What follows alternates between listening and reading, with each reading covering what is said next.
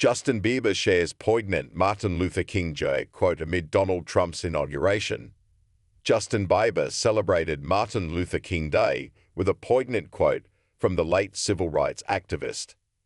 This year, MLK Day, which always falls on the third Monday in January, coincided with the second inauguration of Donald Trump, held on January 20. In honor of the federal holiday, intended to honor the life and legacy of the former minister, the 30-year-old pop star and nude father shared an image of Dr. King on Instagram. "Hate can't drive out hate, only love can do that," Bieber wrote in the caption. "Love you, happy MLK Day." The Grammy-winning singer's message was met with an outpouring of support in the comments below, with one user responding, "Yes, it's MLK Day, and not Trump, TLEM. "Only man worth celebrating today," a second declared. A third replied with another famous King Jr. quote, "Injustice anywhere is a threat to justice everywhere." King Jr., the leader of the American civil rights movement, who died in 1968, is celebrated every year for organizing countless peaceful protests, including the famous March on Washington, throughout his life in the fight for racial equality and the end of segregation.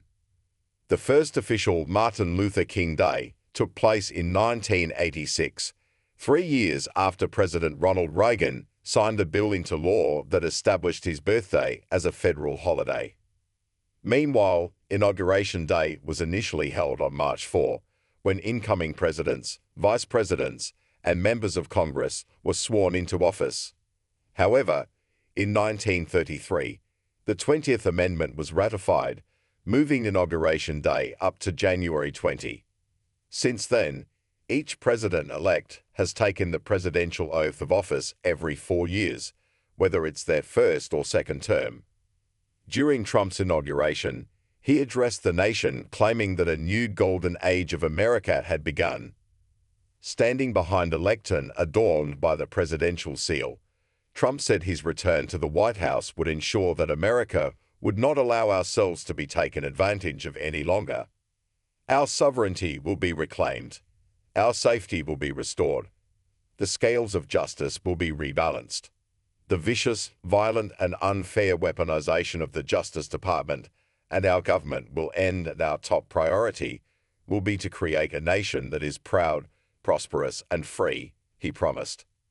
Just 2 hours after being sworn in, the president has begun signing more than 200 executive orders, a record, covering everything from border security and energy to ending birthright citizenship and renaming the Gulf of Mexico.